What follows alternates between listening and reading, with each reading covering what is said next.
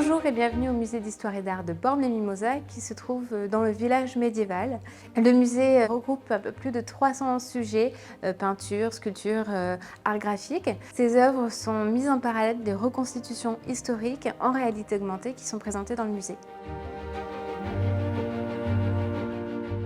Donc, nous avons également une exposition temporaire qui retrace l'intérieur des présidents de la République au fort de Brégançon et ce jusqu'au 26 mai 2024.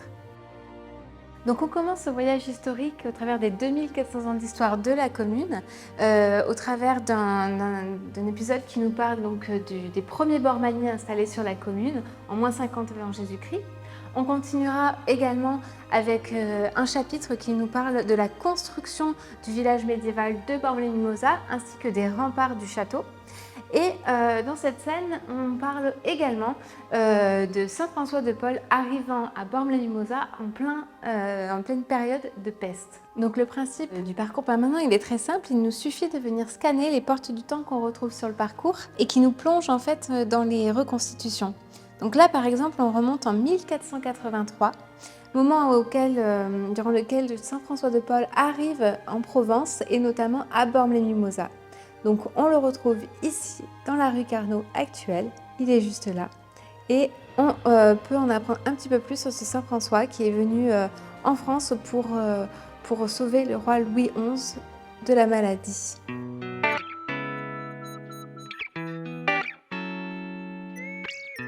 Dans cette pièce, on parle notamment d'un combat naval qui a eu lieu dans la rade de Bormes, qu'on peut voir en reconstitution. Et c'est l'occasion aussi de pouvoir exposer quelques études de Jean-Charles Cazin, nous montrant quelques pêcheurs.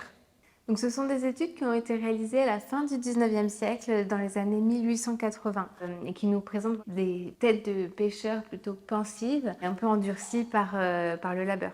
Donc on parle dans cette pièce également de Hippolyte Bouchard qui était corsaire et pirate, héros de l'indépendance argentine, et également du Borne des artistes. Donc sur ce pêle-mêle de peinture, on retrouve notamment des œuvres de Henri Edmund Cross, mais également on retrouve Jean-Charles Cazin, qui là est plutôt sur du paysage avec des paysages de La Fossette et une étude du dernier moulin de Bormes. Et puis on a ce tableau de Jean Arène qui représente la vue depuis le balcon du musée, une vue que peu d'artistes ont donc pu représenter et que nous pouvons voir augmenter ici dans la tablette, puisque lorsque l'on slide vers la droite, on peut bien constater la vue réelle et le paysage interprété.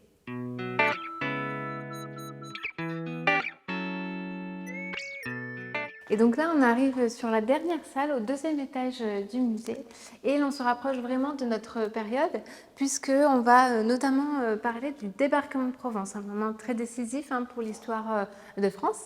Et c'est un passage de cette histoire qu'on a choisi de reconstituer minute par minute, comme si nous y étions. Donc en scannant l'histopade, eh bien, on accède à la reconstitution de ce débarquement qui est minuté. On découvre également tout l'équipement du commando d'Afrique et on voit toutes les embarcations en jeu à ce moment-là, en pleine nuit d'août 1944. Donc on rentre dans l'exposition temporaire consacrée au mobilier de la présidence au fort de Brégançon.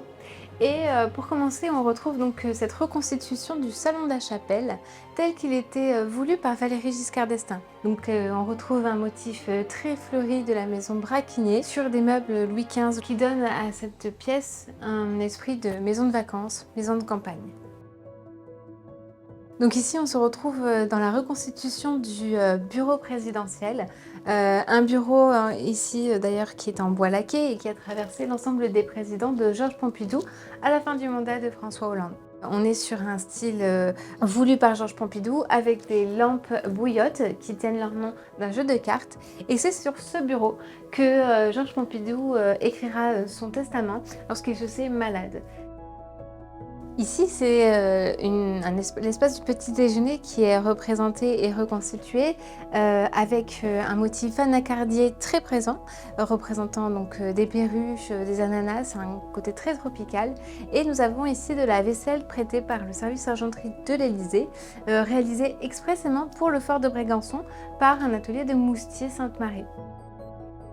Donc l'autre pièce reconstituée, c'est ce grand salon, autrement dit aussi le salon vert. Et pourquoi? Parce qu'il tient son nom bien sûr de la couleur prédominante ici, voulu par Jacques Chirac, qui, amoureux de ce tapis, a voulu recouvrir l'ensemble des mobiliers avec le même motif.